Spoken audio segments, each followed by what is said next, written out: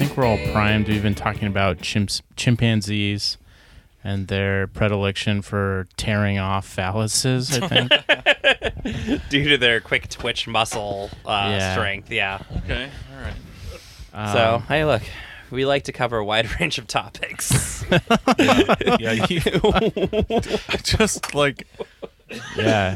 If you want to hear that content, you have to actually be our friend. That's at the intimate friend level. Hearing hundreds of people say not worth it. That's what was it, Visa? It's like priceless. MasterCard. Listening to Seattle Sucks, $5 a month. Yep. Hearing about hearing them off the mic. Priceless. Welcome back to Seattle Sucks, a podcast about hating the city we love. It's me, Colin. I'm here with Greg and Brian. Yeah, so it's been a big week. All kinds of wild things have happened. Today, there was all kinds of fun Trump and climate change stuff. That was cool. Mm-hmm. But Brian, you found just another fantastic, uplifting article about one of the behemoths of industry. Yeah. So the New Republic had a sort of massive, like, accounting up to date of the 737 MAX disaster over at Boeing. Disaster? In that the stock prices have gotten disastrously high. But yeah, we'll definitely link to it because like everybody should read this. But it's called "Crash Course: How Boeing's Managerial Revolution Created the 737 MAX Disaster," and it should absolutely be read. But yeah, All right, lay it on us. All right, well, this is one of our beats here. We've got straight from Brian Platt, aerospace machinist, and ex-aerospace machinist, now training the next generation of ex-aerospace machinists. You got it. So let's start right here on page 1 of 25. No, this is a long one. We're gonna have to do a little skipping through, but yeah. So basically, to get everybody up to speed, right? Boeing designed the 737 MAX. They wanted to throw a new engine on it to compete with the Airbus A320. In so doing, they threw off the weight balance of the plane, which then fucked up all their flight technology for like correcting the altitude of the plane and whatnot. Autopilot shit. Yeah, autopilot shit. And they fixed it by creating this system called the MCAS system that would help the plane so that when the plane's taking off and it makes the nose pitch upwards, the weight distribution causes the nose to pitch upwards, the MCAS system would pitch it back downwards again, which it turns out doesn't really work, but it does crash planes nicely. Just the way you describe that makes me think, what? Why? The answer to the plane is being off balance is really add a whole new system just to compensate for that, or is it just like fix that in some way, or like? Oh, well, fixing it in some way would cost money, Greg. Yeah. So you don't. But yeah, here's sort of a nice little summarization of the problem that you get early on in the article, where they write, here, a generation after Boeing's initial lurch into financialization was the entirely predictable outcome of the Byzantine process by which investment capital becomes completely abstracted from basic protocols of production and oversight. A flight correction system that was essentially jerry-built to crash a plane. Quote, if you're looking for an example of late-stage capitalism or whatever you want to call it, said longtime aerospace consultant Richard Abulafia, sure, it's a pretty good one. So, what we actually have is a story, which the author, I think, very convincingly argues, actually just parallels what happened at, like, AIG, parallels what happened at, GM and a million other companies that had these sort of disastrous, plane collapses crashes in the last 20 years. Yeah, except for this one's a plane with a bunch of people on it. Right. None of which were Boeing execs, though, so... No, and as the article problematically points out, that between the two air crashes, Boeing stock actually went up. So, as far as we can tell, the market works. No problem. Market works. Well, as I'm sure like is part of the text of this. The point of the market is to make rich people richer, so right. It does work. Yeah, and so problem solved, really. I guess case closed. Episode done. Market works, and massive stock buybacks at Boeing going great. No big deal. Mm-hmm. So, yeah. So this story sort of begins in the early 90s when Boeing bought McDonnell Douglas. And they essentially brought on the management team from McDonnell Douglas, which was a failing company, to go ahead and run Boeing, which was the company that was succeeding well enough to purchase it. Cool. So that sounds... what could go wrong, right? Sounds great. And these were all acolytes of Jack Welch at GE who came in. And Jack Welch was famous for one thing, which was hiring on, say, a team of engineers to resolve an issue, which he referred to this as the Hollywood model. So this is right up your alley, Greg. He would hire on a team of engineers to resolve an issue. When they got it mostly solved, he would just fire them all. And he'd be like, oh, we brought him in for what we needed him for. Problem solved. Why keep them on? They cost money. And so they brought these guys over from McDonnell Douglas to run Boeing, and their first sort of response to how Boeing was run is like, why do we have so many engineers? Why are we dumping money in research and development? Make somebody else do that. This company is for buying back stock. That's our function. So that's where the problem begins. We should shout out that this is, when we... one of the first times we talked about this, or maybe not, but we've talked about this has been Mudidi's take from the beginning, pretty much. It's been highlighting the way that financialization has affected this at Boeing. Yeah.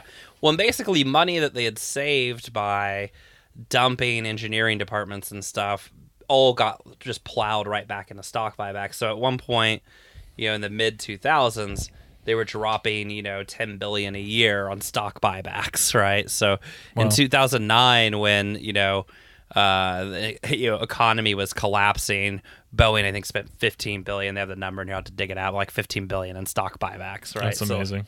So, just permanently, lining their own pockets. And Jim McNerney. Do we need to explain what the function of a stock buyback is? Probably a good thing to. So basically, in this idiotic system that we have, companies issue stock to raise money when they want to actually pay for things like expanding production or doing research and development, right? That they're not. It's a way to invest in the future rather than taking out a loan. You get other people to buy into your company with you, blah, blah, blah.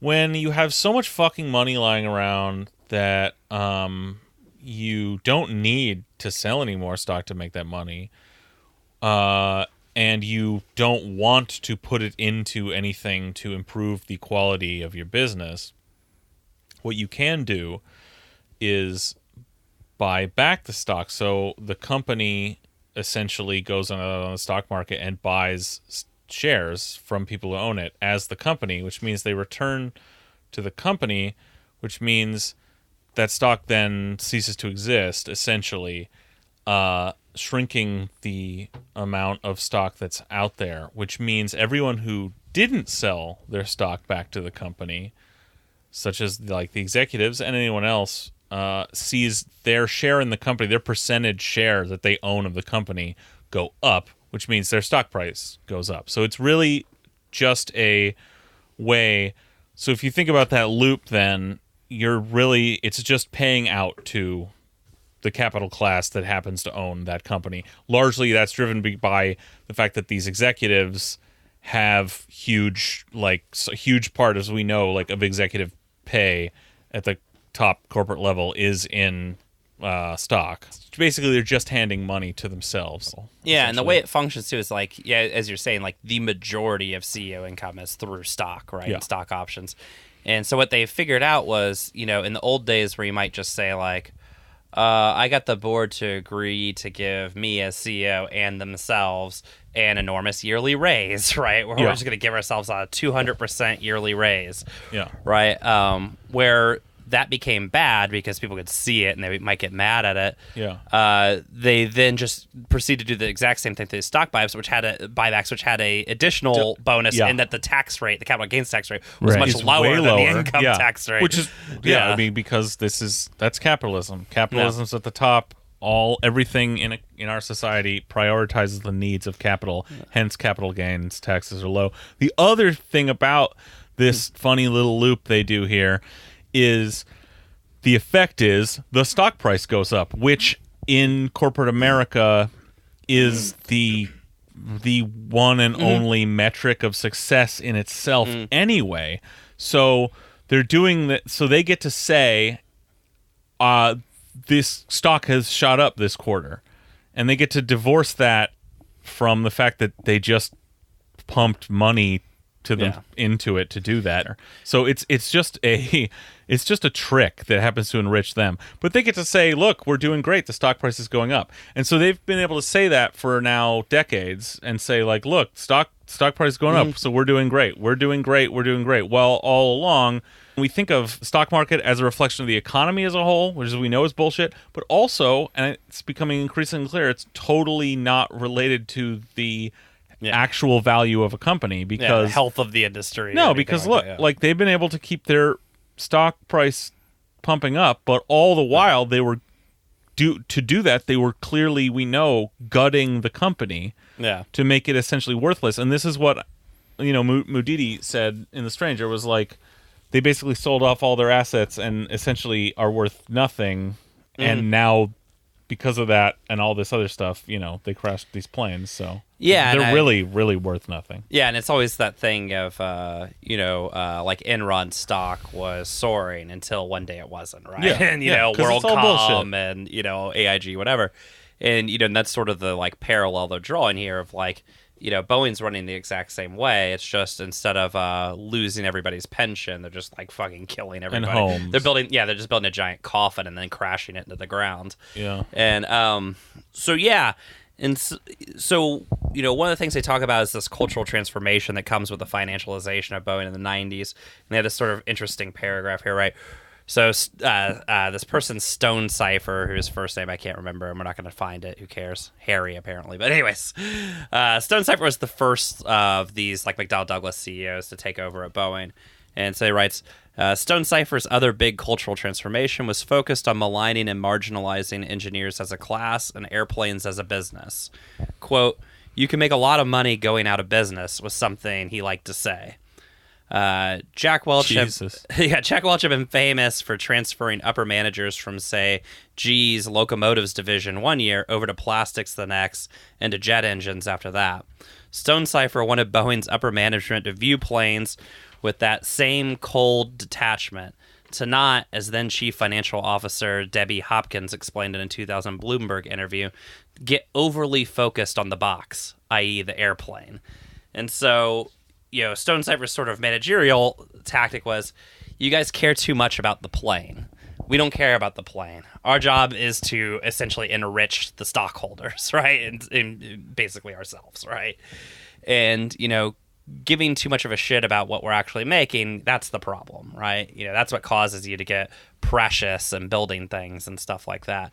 These are the real wages of the Reagan Revolution, because what we're talking about here, this is this huge change that came in the 80s with Jack Welch and Carl Icahn, and this idea of the activist shareholder rights and power, and that came in, developed this idea that the most important thing, the first duty of any publicly traded company, is to enrich the stockholder. And it became practice, and eventually it especially in the 90s, became essentially encoded in law. Mm-hmm. And so they can skate on that, and corporations do it all the time. Whatever malfeasance or whatever, they're like, well, we were just trying to enrich the stockholder. Yeah, and so apparently when Stone Cipher came in, he basically pushed this idea of, Boeing is a company that has a lot of money, but it's not in the airplanes. And he started to push this sort of what they jokingly refer to as the cult of Rona, or the idea of like we need to get return on net assets. And sort of as the writer says, what this actually meant in practice, in reality, all you had to do to make Rona go up instantaneously, no matter what, was to sell off your assets indiscriminately and outsource whatever functions they used to serve to other strategic points along the, quote, supply chain. So basically what he was doing was just going in and just liquidating like whole departments, outsourcing everything they could that could be outsourced, and essentially giving up on, any sort of quality control or anything like that, right? In the search of like quick money and quick returns. I'm sure they'd phrase it differently, because I think the whole Boeing sort of rebuttal to these criticisms for decades has been, well, no, actually what we do is the quality control, But of course, like, we'll see, Yeah. So he gives this sort of first like major case study of this sort of managerial practice, right, which was the creation of the 787, which anybody who lived in Seattle 10 years ago remembers as like the great boondoggle of all like boondoggles, right? Like years late, billions over budget. Like I remember there was a guy at Boeing who told me this story about how the first time they like wheeled a 787 out to show off to like investors and to show off to potential purchasers, the entire plane was completely empty and hollow inside. And when they wheeled it out of the paint garage that was in, it started to blow down the runway at Everett because it gets like wind off the water right there. It started to blow down the runway, so they had to push it back in real fast, and they were desperately like just trying to throw anything into the plane to like weigh it down so they could like roll it out there and pretend like it was a real plane. Like take off in a gust of wind that came at it from the nose. It was basically like legitimately. I don't know if you ever remember that movie from the 80s, Gung Ho, where they're like building the cars at some like Michigan plant, and it's like a Japanese auto company that owns it. Yeah, and they see him at the Japanese auto company, like he goes up to the one car and the guy's like shining the window, and he like looks at it and he like puts his hand through because it's like no glass. They like open the hood and there's just like a guy in the hood, like in the engine compartment. But it was like literally that, but with a like a half a $100 or $500 billion plane that they just like filled full of any junk they could, so it would just blow off. Oh god. So hijinks, I think is what we can all say. Just fun hijinks. But does he talk about that project and why it was so fucked up? Oh, we're gonna get there right now. So the previous project to this was the 777, which Boeing had famously like micromanaged every aspect of, and it was also famously the only plane they ever built that the very first one they created was actually airworthy. Like, it actually all came together, and because they had this hyper focus on making sure every component would fit together and that the whole assembly would come together at once. You say that so skeptically, like that's such a weird concept. Yeah, exactly. Like, why would you want to do that, right? And so apparently, and at that time, I mean, this is easier to do, right? Because it's most of those components are being built at their facilities here. Yeah. And honestly, that's the kind of thing that should be easier to do even now, although Boeing's found that it's gotten more difficult for them over the years go. But so this ends up being sort of part of the problem, right? So basically, so at the point of the 787, a guy named Jim McNerney had taken over as CEO, who was Stone Cipher's like apostle or whatever, had taken over as CEO. He was a giant piece of shit, but that's okay. But anyway, so he had put down an ultimatum for building a new plane, for building a 787. So his ultimatum was that they had to develop the plane for less than 40% of what the 777 had cost to develop 13 years earlier, and build each plane out of the gate for less than 60% of the 777's unit cost in 2003. And basically, he promised that they'd be able to do this because he promised the board that they would require subcontractors to foot the majority of these costs. So somebody complaining about this like production process says, in the old days, you would go to the board and ask for X amount of money, and they'd counter with Y amount of money, and then you'd settle on a number, and that's what you'd use to develop the plane. These days, you go to the board, and they say, here's the budget for this airplane, and we'll be taking this piece of it right off the top, and you get what's left. Don't fuck it up.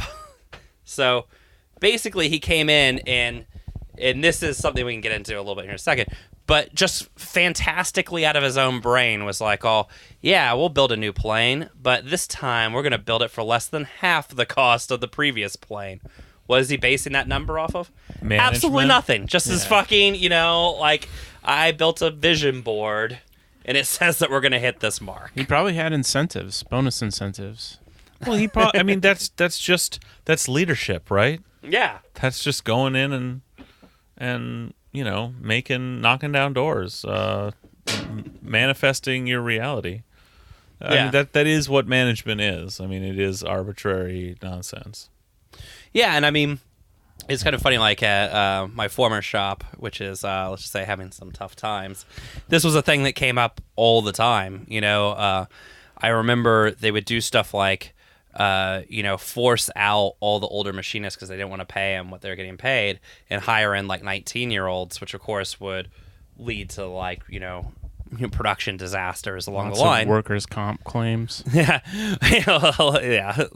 But the big one too is, a lot of scrap parts, which is just parts that are no good, right? And I remember I go into these meetings where they'd be like, well, why are we having all this, scrap parts around? And I'd be like, well, we have guys who don't know what they're doing. They don't know how to like inspect a part. They don't know how to fix things afterwards because you got rid of all the skilled guys. And it's like, there's too many of them for us to like train or watch. Like, so this is happening. And I remember because, we had hired all these guys who had MBAs but had no experience in, actually building anything. Oh, God. And they would look you in the face and they'd be like, oh, well, why would there be scrap parts? And I try to explain to them. They'd be like, doesn't the machine do all the work? And like that, they would just say that. It was like talking to a stone wall because they didn't even know what you did down there. They just knew you should be doing it for a lot less money. And so we would go from having, we're building parts that are going on planes, and we'd have like a 40-part order. In the past, to have like one scrap part of that order would be rare. We'd scrap the entire fucking order because nobody had ever looked at one of them or inspected it, right?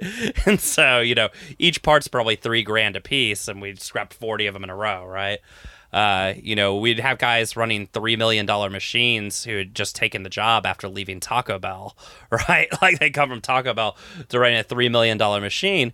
And of course, because nobody told them what to do and because they're like complicated, they'd fucking crash them. And it's like, okay, you paid that guy from Taco Bell $14 an hour to come work here, and you saved the $30 an hour you're paying a more skilled operator.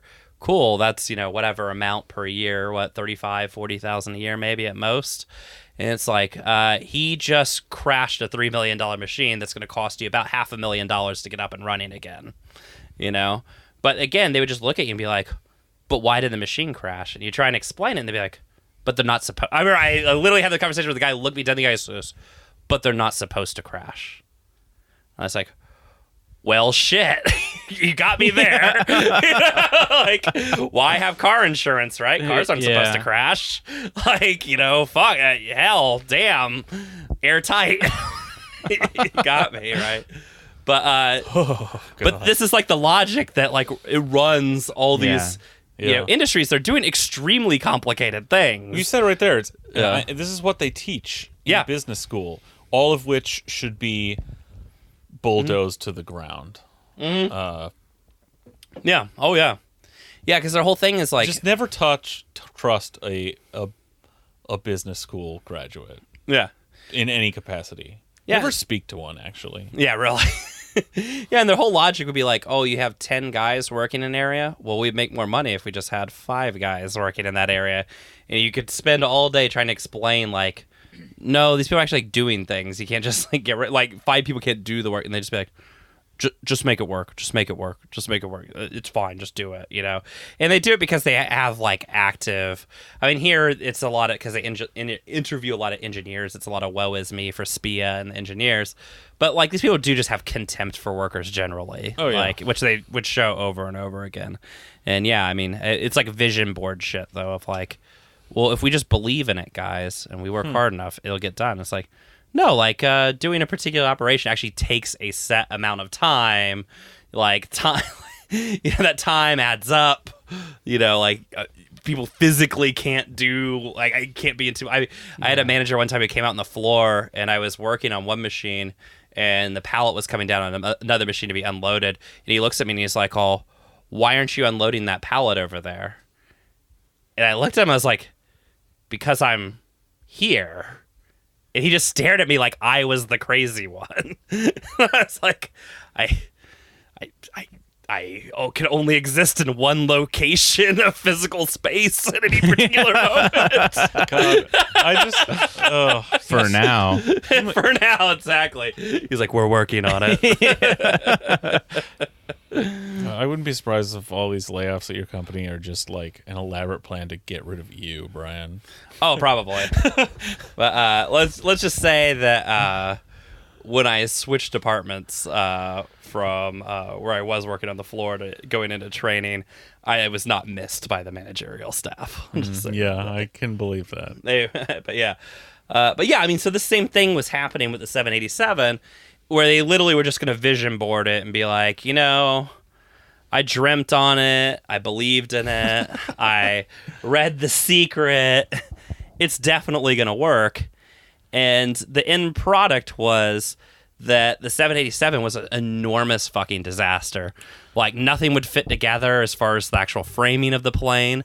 When it finally, when the first 4 models they couldn't even get like up in the air were completely fucking, just trash, right? They couldn't even get them off the ground.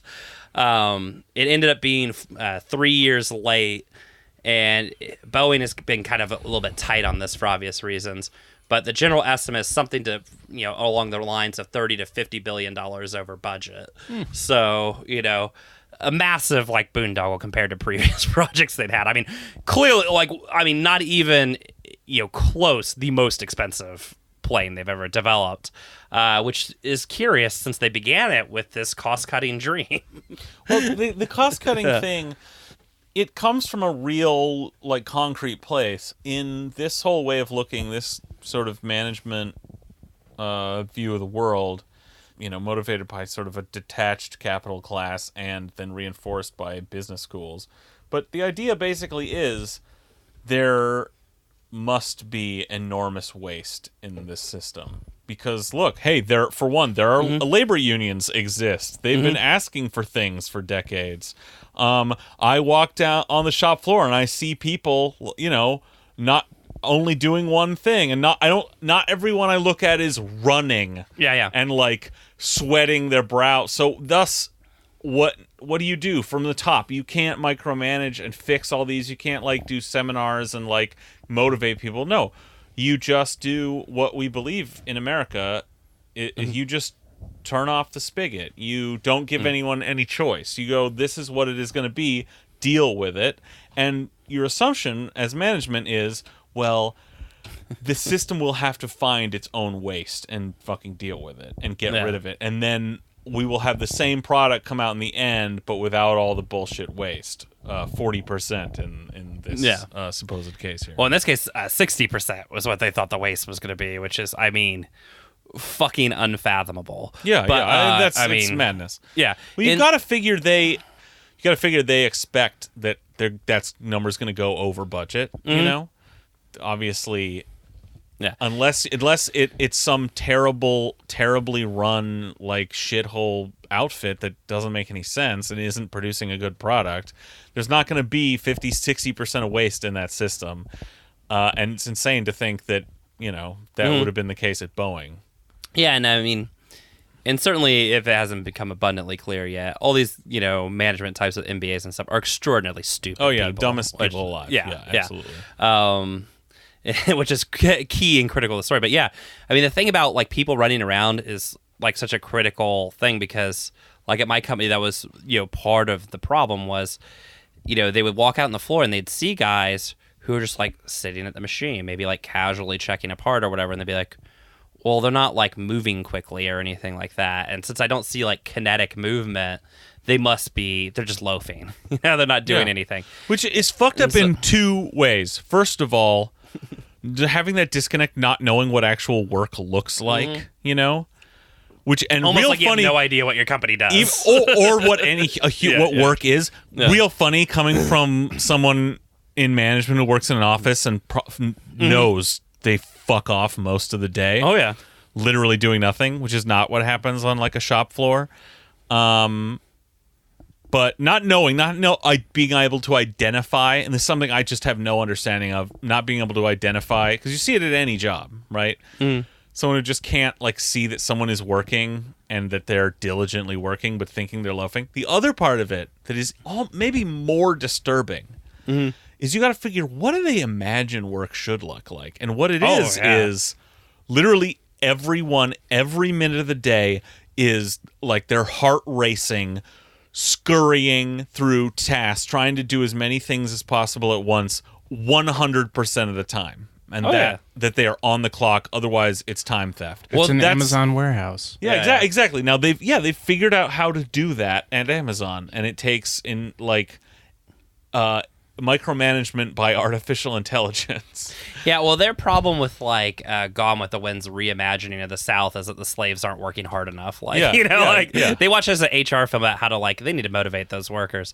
Yeah, and I mean, I remember because I used to at the Times as a lead on the floor, I used to go to these meetings about this, and they'd be like, so in my area we had these 6 like machines that are like $3 million a piece, right, running very expensive stuff on it, and they'd be like, you need to cut the workforce in half over there. And I'd be like, well, we can't do that because then, we're going to end up with machine crash, we're going to end up with scrap parts. And like, that was when I got the whole like, well, they're not supposed to be scrap parts. There won't be scrap parts. I was like, well, there will. Like, there won't be. I was like, okay.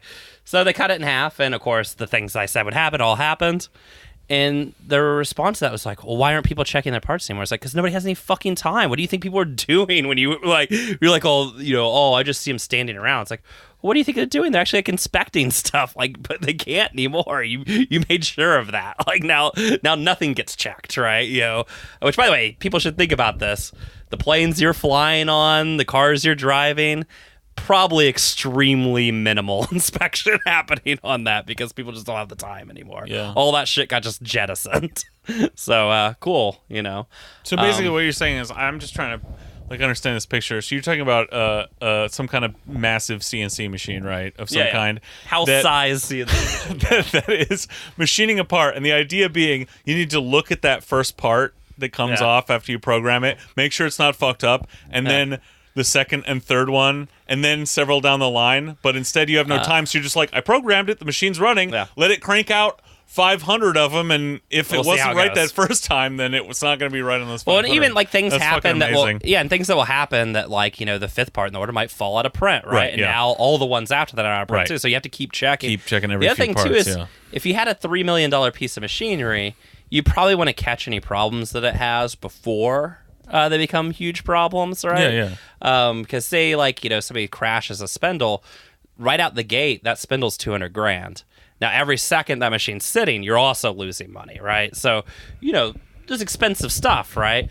And part of the thing, like when people are sticking close to the machine, part of what they're doing is they're actually like monitoring and maintaining the machine, which of course that all went out the window too. So it sounds like the problem here, Brian, is that those machines were designed to be operated by human beings. And the solution is actually better machines that don't need that. Well, and I had one manager who used to tell me that he was like, what's the difference between here and McDonald's? At McDonald's, the machine cooks the hamburger and all this kind of stuff. Motherfucker, they flip those burgers at McDonald's. And I checked, no, there's a little machine that does it. It like comes down and cooks them. Yeah. But either way, the point being is like, as I try to tell him, I was like, yeah, I guess the only difference is that when you like drop a hamburger on the ground at McDonald's, you lose like 2 cents, whereas here it's thousands of dollars. But yeah, what's the difference, right? Yeah.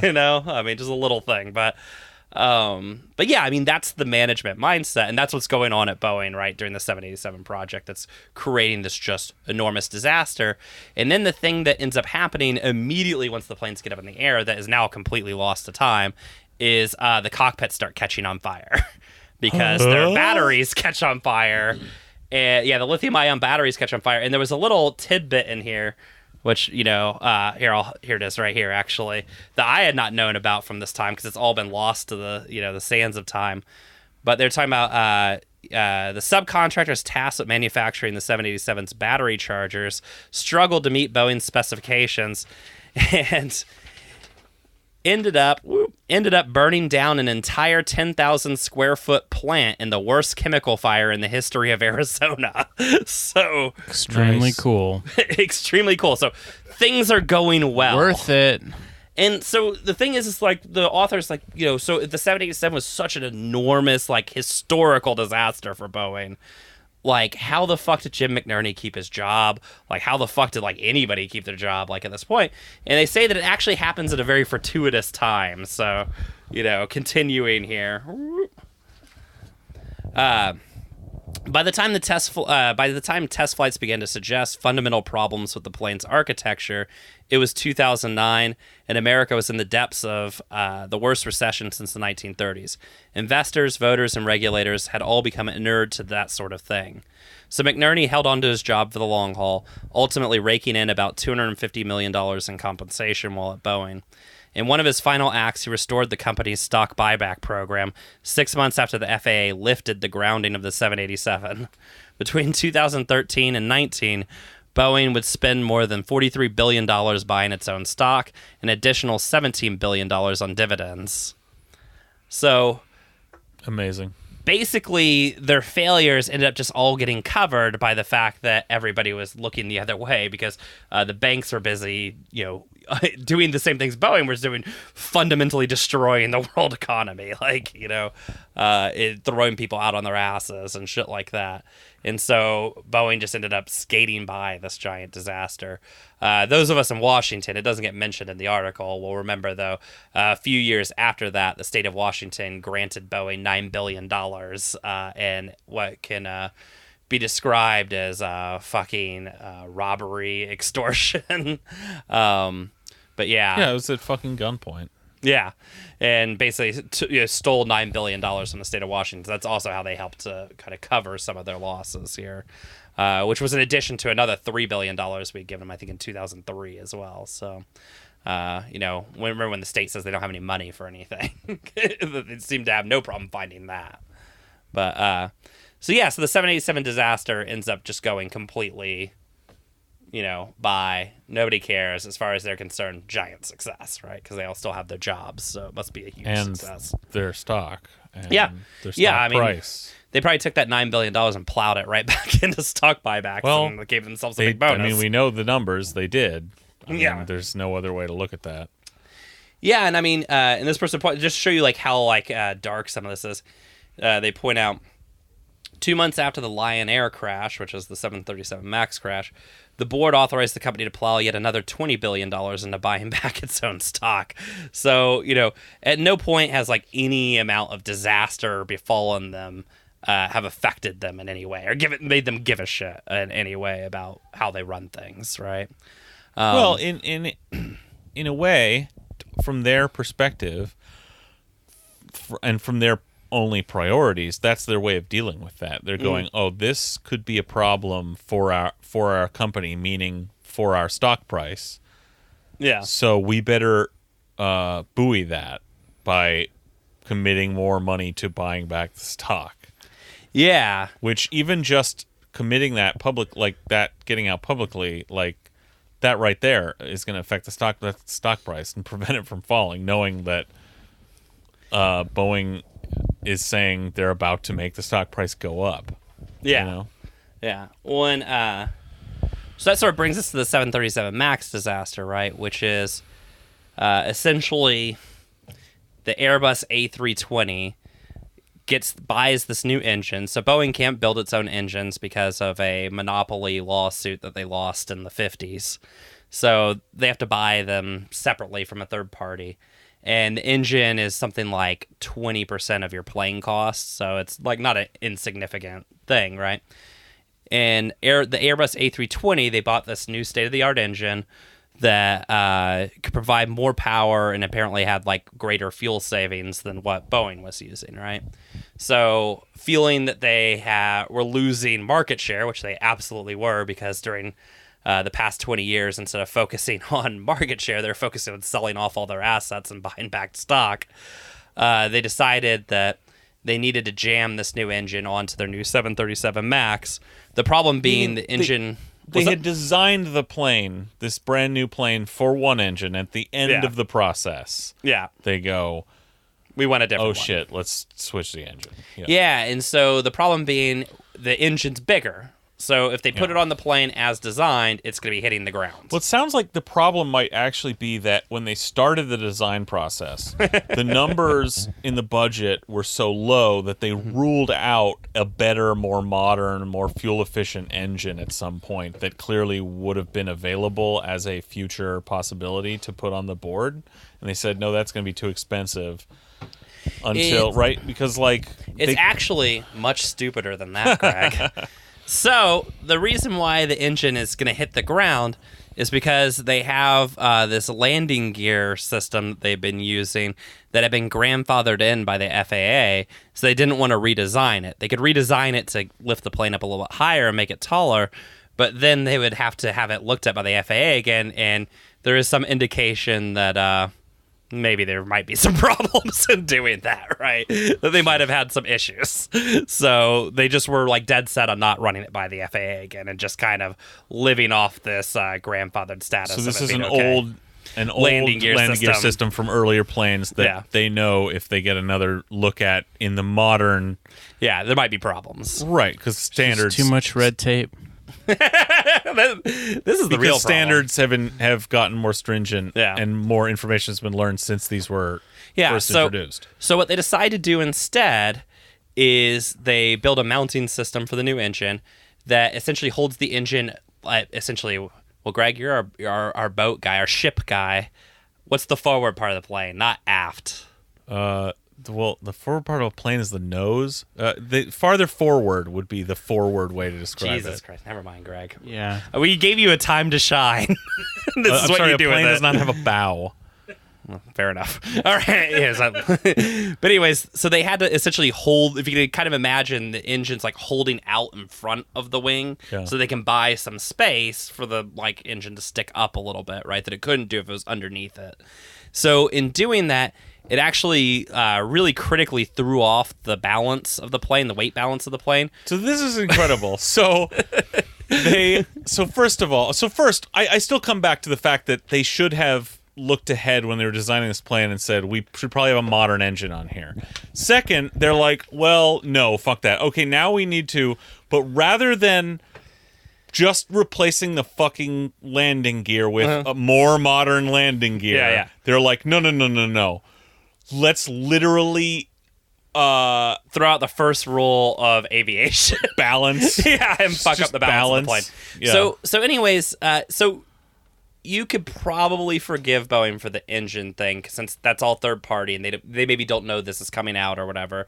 Although I don't know that you're a $1 billion corporation, you should probably find that out. But their vendors are presumably trying to sell them this shit, right? I'm sure they must have passed on. If Airbus was able to get it out before the 787 even went on the market, or the 737 MAX even went on the market, then it was available. So whatever about the engine, but the thing is you get to like all the critical stupid, the absolute stupidity of sort of modern management, right? Is that fixing the landing gear would have been obviously the cheapest solution. My God. But because it cost money right then, they were like, no, don't do it. It costs money, and it probably would incur some time delay. Yeah. As opposed to doing this thing, which any normal, rational person who knew anything about, like, building anything would have been like, that's going to cause an enormous time delay and probably shit tons of money. But they like, no, it's on my vision board. Like, I prayed on it. It's the difference between, like, if you're stupid, and you're a manager, NBA type, who that's all you've ever done, you're an idiot. It's the difference between someone coming to you with an outside problem that's like we can't do this because it'll cost money, and someone standing next to you is also a manager, and you yourself coming up with a solution to that problem. Yeah. One of those things is bad, and one of those things is good, and it has nothing to do with reality. Yeah. It's the fact that you're solutions oriented. I'm not just coming up with problems. Yeah. Well, so they came up with problems to solve problems. Yeah. And so I mean, again, to note, like it sounds like also from the beginning of the design phase of this plane, they should have been designing new landing gear. And it sounds like they should have known that they should do that because if they were worried that literally they wouldn't get approved if they should have just been designing new shit from scratch, basically. Yeah. Well, and so what ends up happening is they start building models of this plane with the more forward engines and stuff like that. And they actually have a model shop over at Boeing Field downtown where they make these, and they put them in wind tunnels.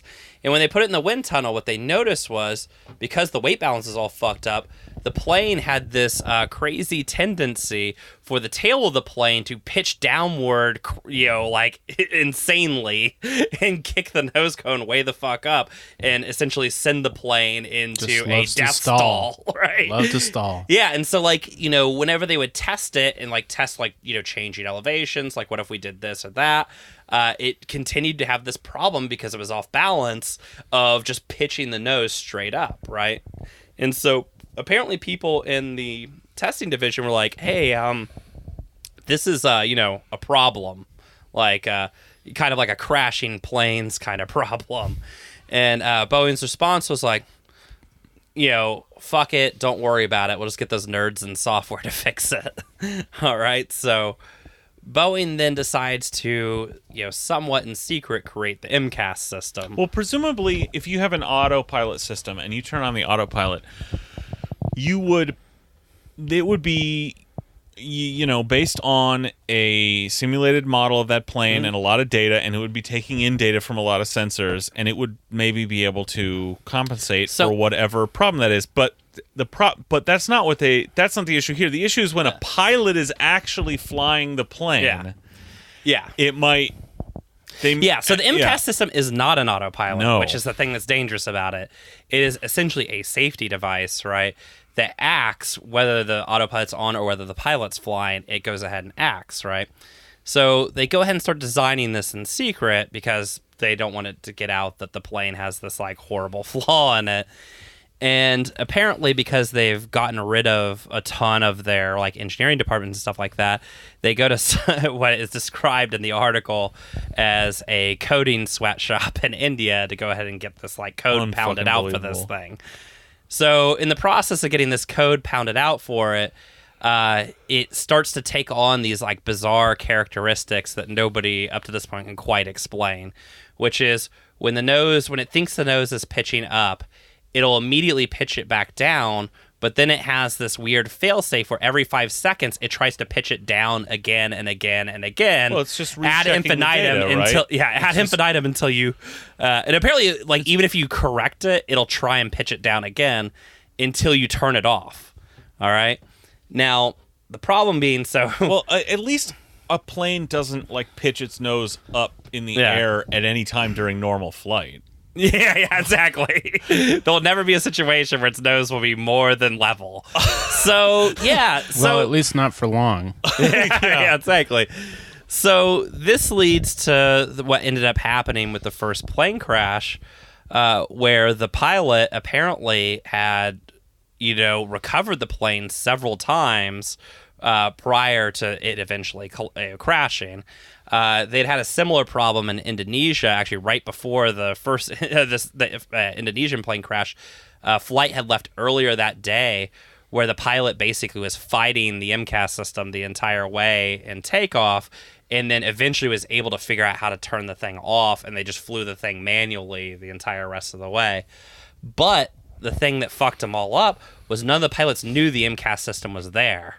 So they all thought the plane had some sort of horrifying bug in it somewhere. So but they didn't know the system existed. There's an automatic HAL 9000 that they don't know about that can just fucking come on at any minute and pitch the plane into the ground. So this gets to the point of why we don't know this exists, right? And so they don't know it exists because Southwest Airlines, who famously only flies 737 planes, had bought a giant order of these 737 MAXs, but had slipped into their contract an agreement saying that if pilots had to get retrained in order to, use the new flight controls, that Boeing would refund them $1 million per plane. Now, keep in mind, these are planes that are selling for like $600 million, right? So the $1 million is actually not a large amount, especially to Boeing.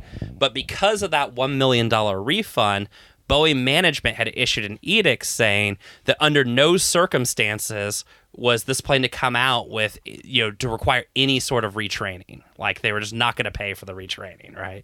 So, they weren't going to suggest it to the FAA. They weren't going to, reissue new books with new, procedures if the plane starts to pitch down or anything. That kind of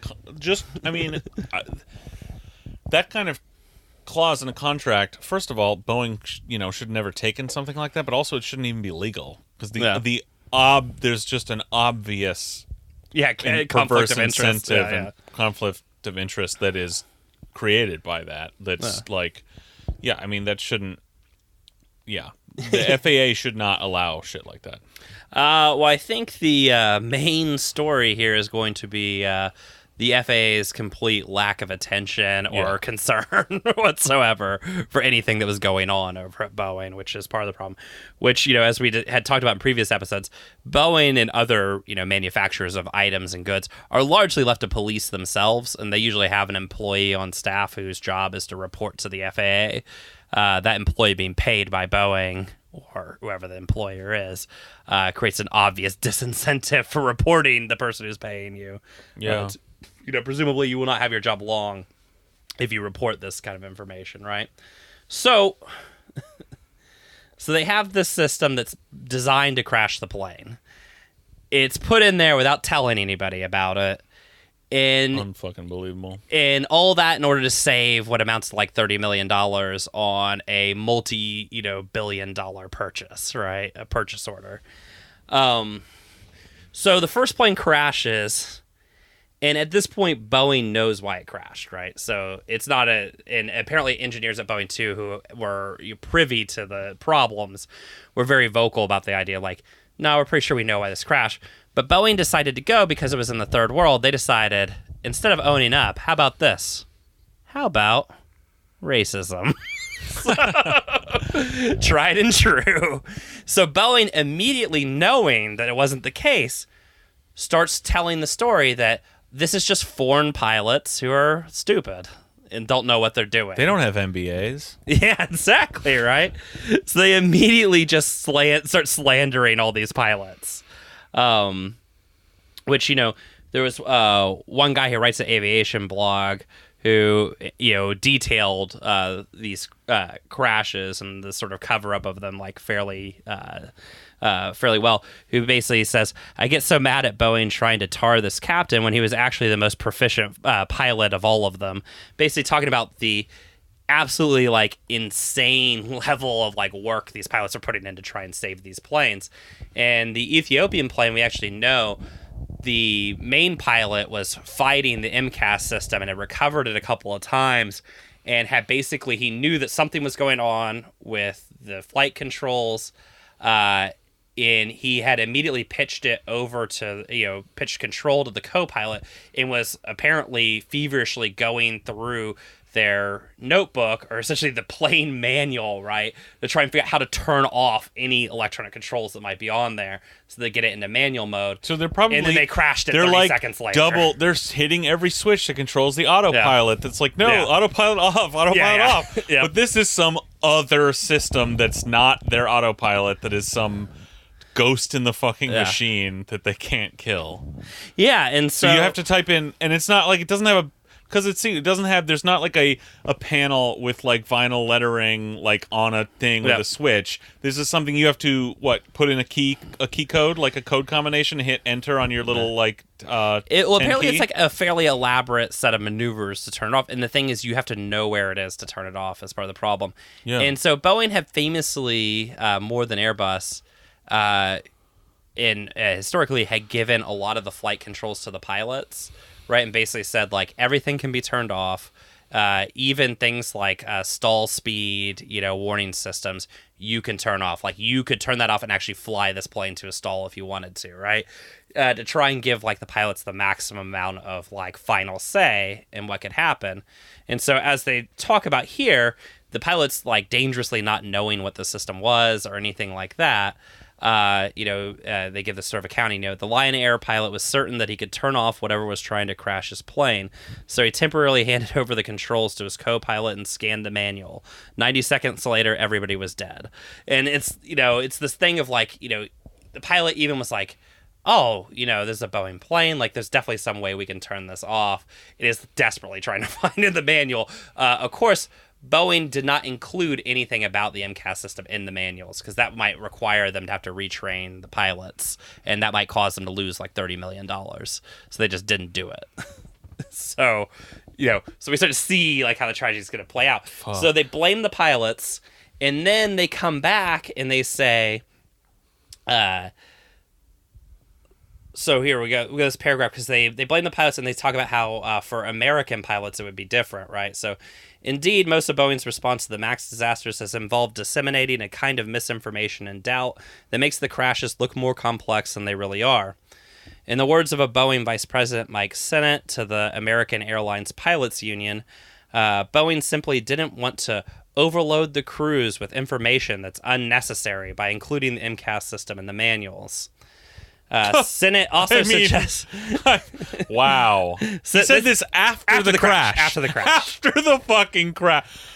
Oh, God, the gall of these fucking people. They should all be executed. Sennett also suggested that an MCAS malfunction would never happen to American pilots because of the AOA disagree light, which is... So this was a light, or a switch, essentially, that when...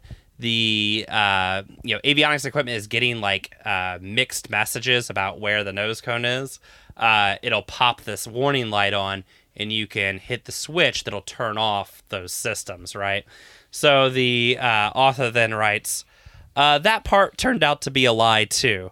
The plane needed to be at least 400 feet in the air to activate the disagree light, at which point the pilot's already preoccupied with getting the plane in the air, would only have a few seconds to turn it around.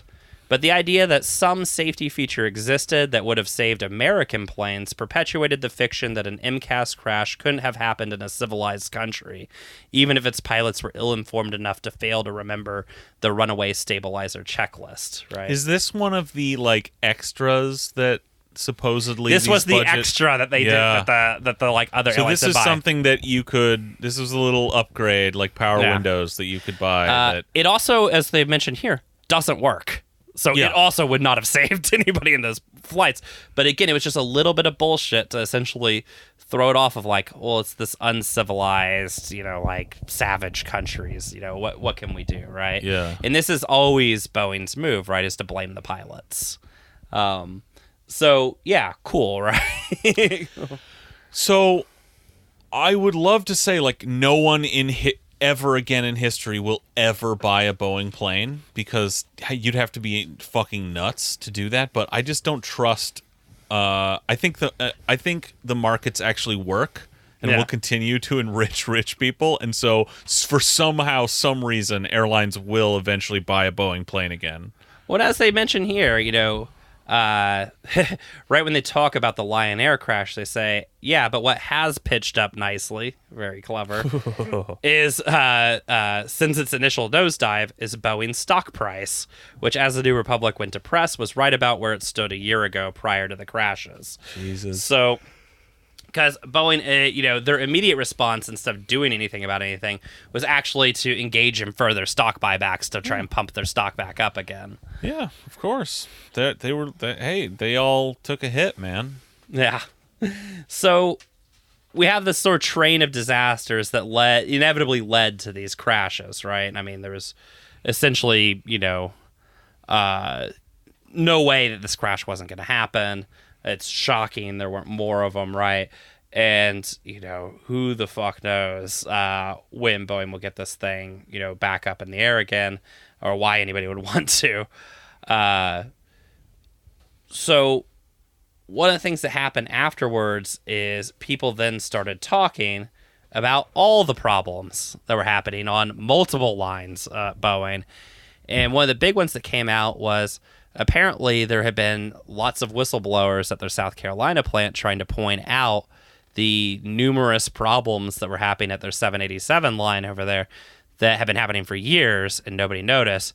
So planes apparently showing up with cracked windshields and things like that.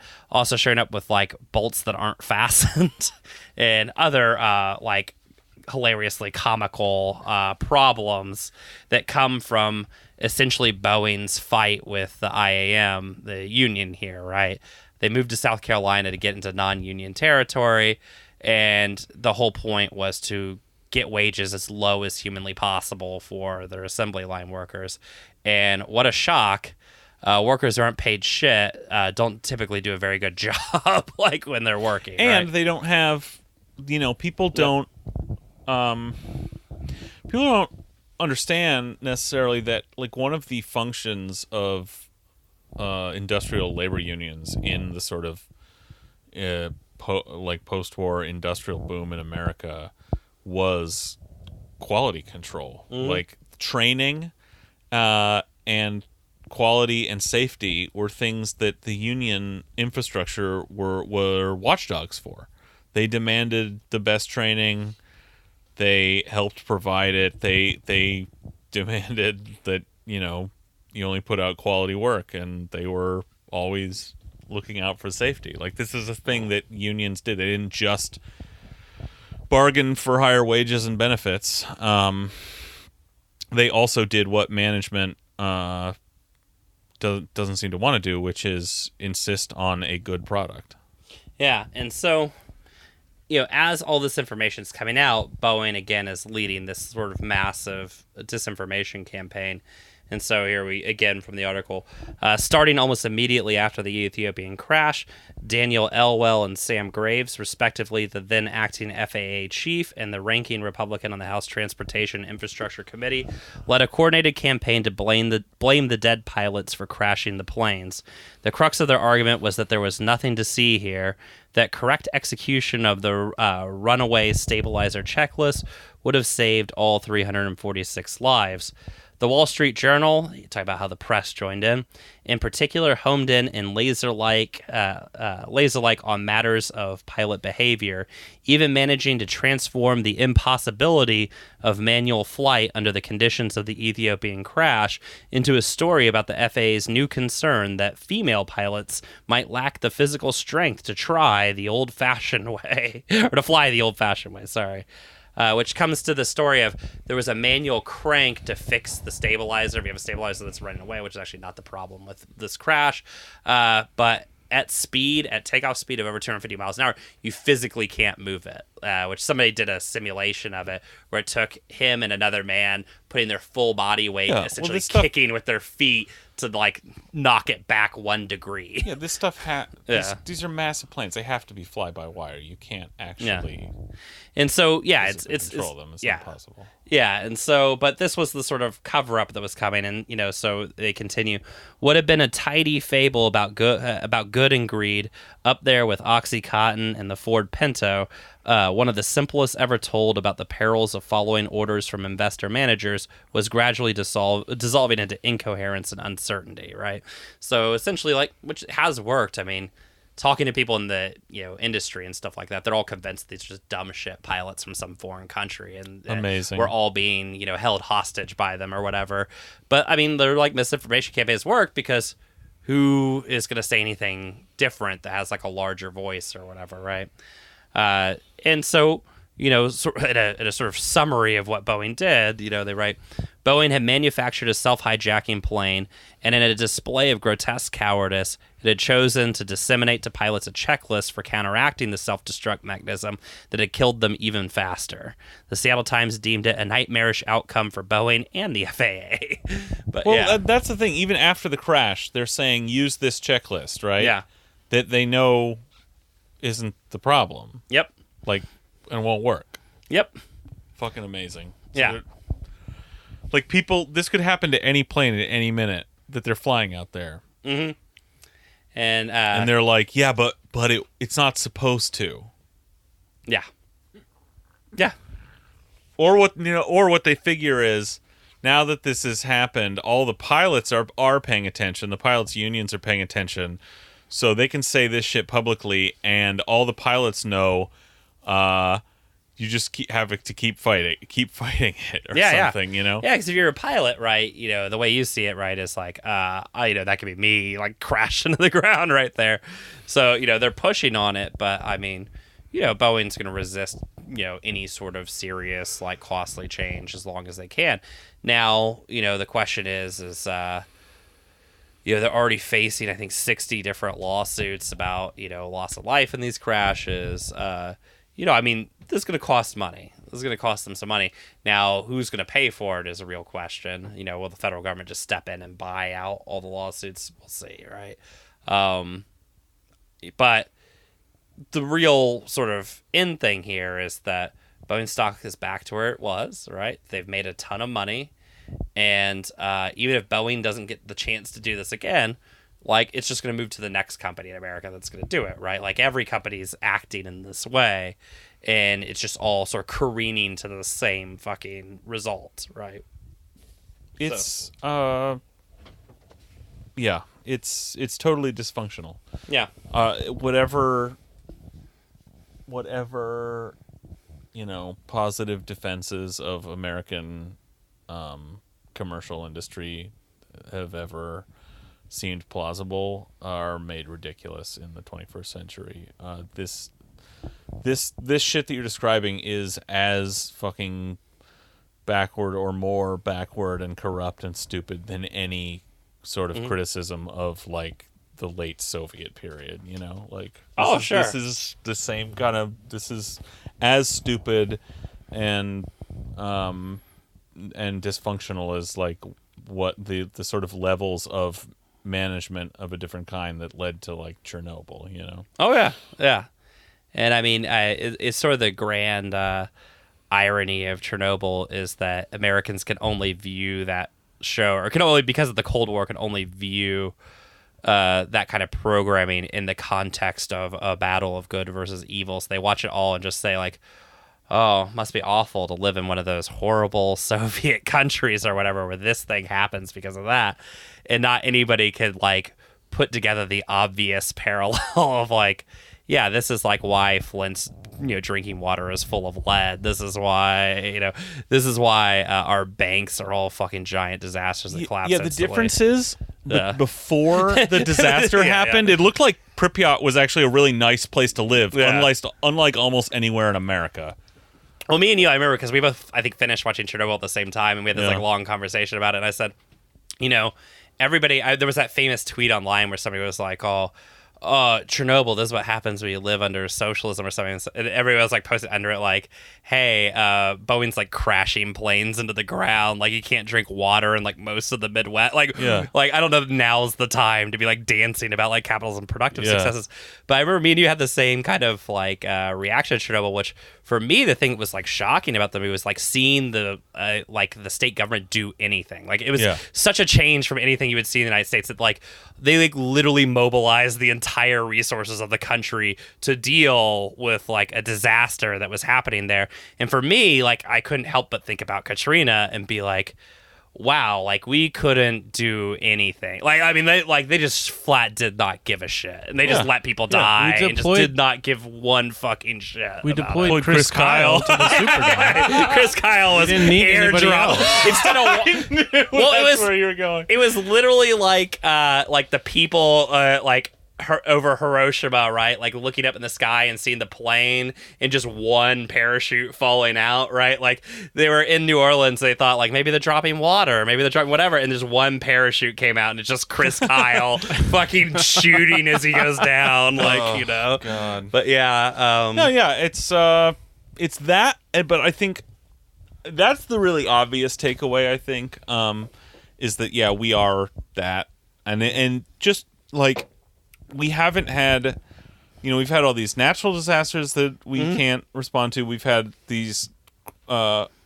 crises of vital infrastructure, like the fucking lead poisoning of millions of people, and all kinds of other shit that does, you know, haven't had as something as like large and galvanizing in the same way. That's like a, you know, I can't wait till one of our reactors like goes haywire. But like, that's kind of the that is still very obvious, like we've said. But the other thing that I come back to is like, okay, at the same time, like those two things are equal. I think the way we run our society is just as fucked up and dangerous and corrupt and fucked up. But like, again, I come back to this thing is like, they show the reality of like Soviet life, I think pretty effectively in that show, which is like in Pripyat, which is like the middle of fucking nowhere. Yeah, typically where you put a nuclear power plant. Yeah. In America today,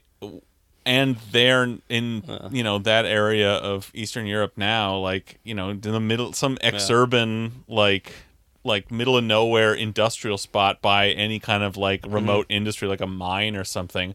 It's like, picture the tar sands, okay? Which the people working there, right, live in trailers for the months out of the year that they can work there or whatever. Like that's and are all on OxyContin and whatever. Like, I mean, that's what America is. So even when we're not having the disasters, it's just the slow life in the rolling Soviet Union for most people was way better than it is in America. Yeah. They like they only had like 4 cars to choose from. Yeah. If they needed one at all, which most of them didn't. There were buses and trains.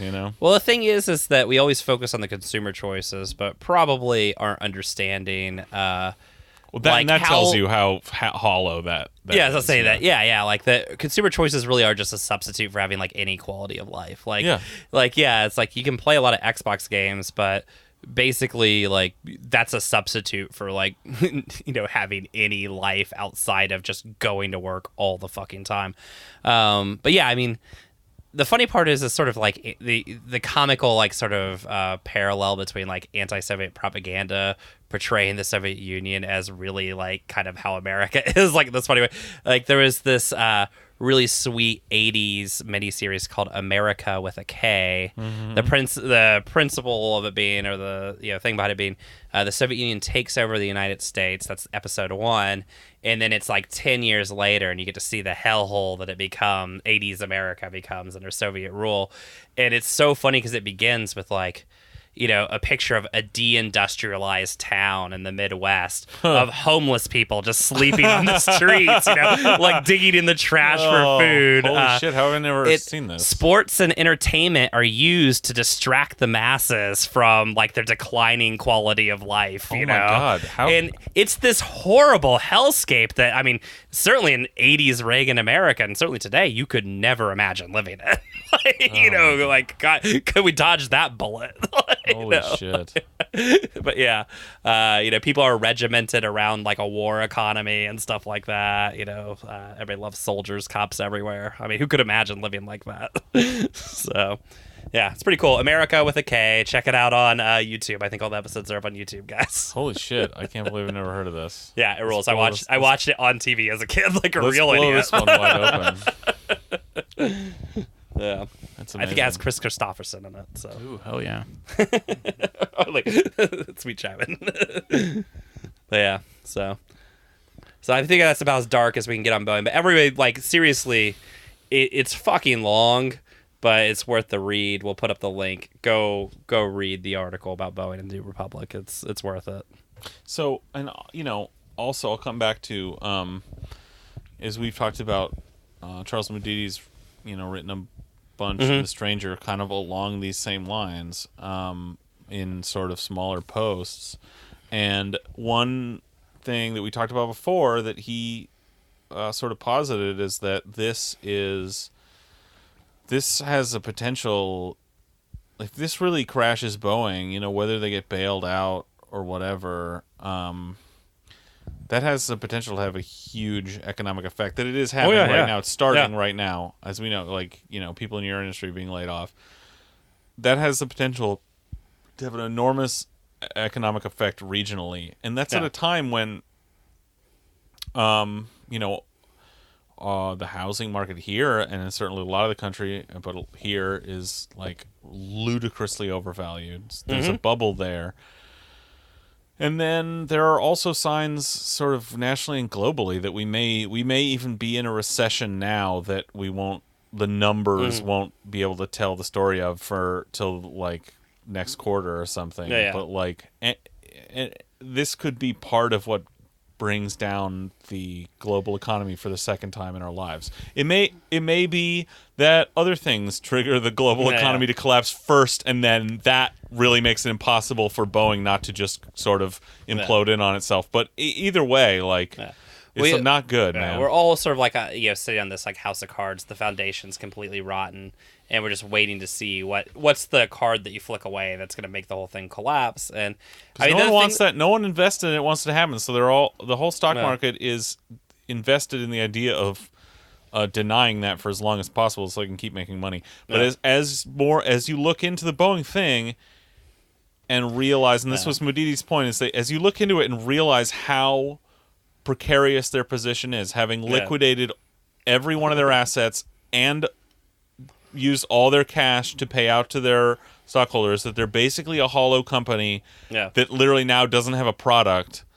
That what that means is, if you take that knowledge and you start looking around and realize that all other American companies are exactly the same way, pretty much, then you might start to get fucking scared and sell off all your stock. And I mean, and Mudidi has this like, in that point, basically saying that Boeing's particularly exposed, right? Because the very thing they could have like leveraged to pay off, the cost of this disaster is gone, right? Because they sold it all away, and they're literally just left with political leverage at this point. So now it just comes down to like, how much of this can they push off on the state of Washington? How much of this can they push off on the federal government? And honestly, how much can they push off on their supply chain? But the thing is, they've already milked the supply chain so fucking much that it's going to be hard to do that too. So, it's this, it's hard not to see this being like fairly disastrous. I mean, like, and particularly for people in the Puget Sound area, people in Seattle especially are not aware of how many people in this area essentially exist in Boeing's orbit. And if they have a serious crash, it's going to below this fucking bubble in this region way the fuck up. It's gonna be a mess. And it's starting. For all the psychos, concerned about the homeless now, like, wait till they see the encampments after this shit goes. There's gonna be more of us than there are of them. Yeah. Well, there you go. Get your guns, guys. At least you've got an island for that. Yeah, they got an island for that. Yeah. They might have to get more than McNeil Island. Then they might have to get a bigger island. Just all of Vashon. It's exactly. Yeah, just the whole Kitsap Peninsula becomes a giant like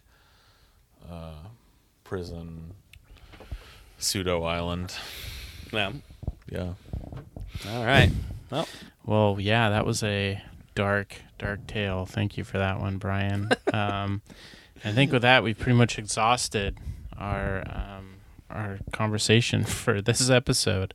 So we have a few patrons to thank. 3 new patrons. Well, 1 returning patron. Damn. Nice. So August Eschbach, James Eisenberg, and what's up, James? And Ian Edwards. Welcome back. Thank you. Did he move back to Seattle? I don't think so. I think Ian's in Portland now, but Still likes to get the good word. Yeah, we appreciate it. Just gotta get in on it. Well, we chided you guys before. You stepped up, so prepare for more chiding. You informed us that works. There's now a great backlog of serious, informative episodes. Only half of them have to do with finding shit on sidewalks or trails or rolling in it or getting it in your mouth. We hope to improve those. Well, with soon. with the next episode, we'll be talking about that again. Oh, probably. Great. Yeah. So soon, if you're a coprophiliac like us, then if you enroll now, then you will have access to the next Seattle Suckers episode when it drops, which we're about to record now. So, should we tease that a little? What is it? What's going to be in it? What are we going to talk about? There's going to be poop. Oh, yeah, poop. There's going to be cops. That's all you need to know. Poop, cops. Great. Yep, that's... Got it. That's half of the content of this show. Poop and cops. All right, cool. All right, thanks for listening.